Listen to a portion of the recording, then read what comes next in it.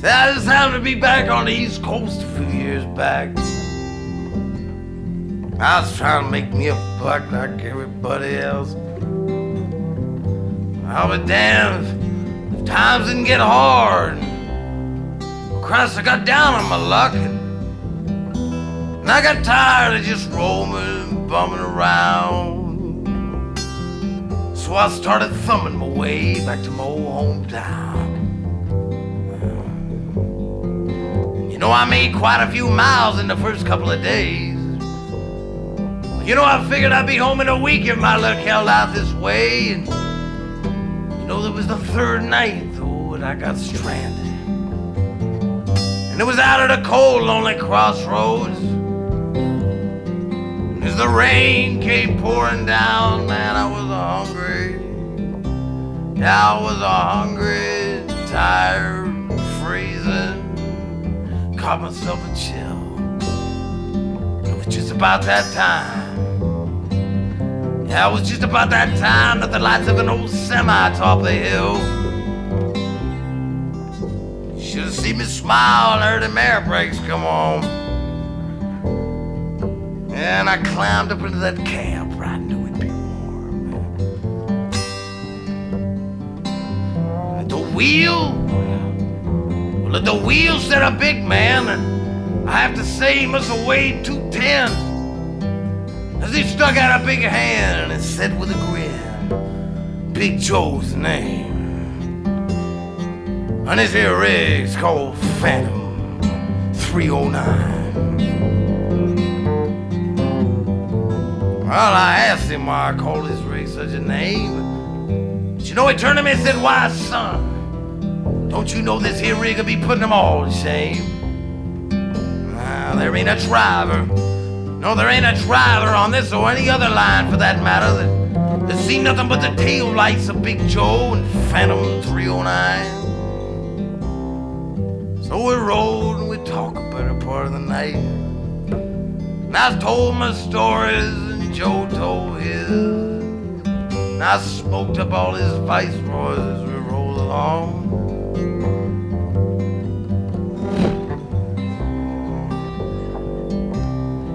Pushed her ahead with 10 forward gears, man. That dashboard was lit like the old Madame LaRue pinball. Serious semi-truck. Till almost mysteriously, well, it was the lights of a truck stop that rolled into sight. And Joe turned to me and said, I'm sorry, son, but I'm afraid this is just as far as you go. I kinda gotta be making a turn just up the road a piece. I'll be damned if he didn't toss me a dime as he threw her in low.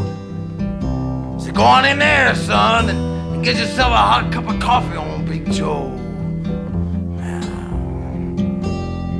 I mean to tell you, when Joe and his rig pulled off into the night, man, nothing flat that was clean out of sight.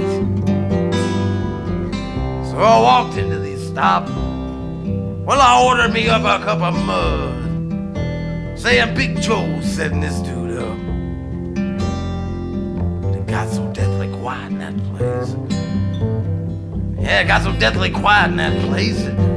You could have heard a pin drop. And as the waiter's face turned kind of pale, I said, what's the matter? Did I say something wrong? I kind of said with a halfway grin. Said, no, son. You see, it'll kind of happen every now and then. 'Cause every driver in here knows Big Joe, son. But let me tell you what happened just 10 years ago out there.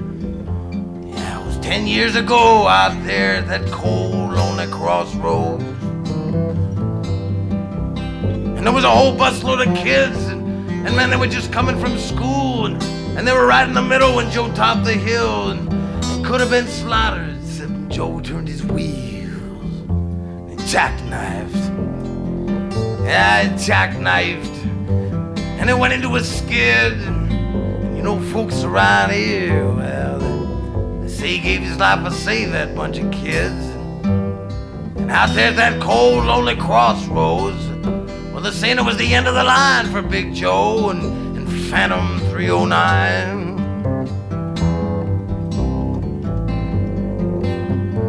It's funny, you know, 'cause every now and then, yeah, every now and then, well, when the moon's holding water, well, they see that old Joe stop and give you a ride. It seems just like you, well, some hitchhiker be coming by.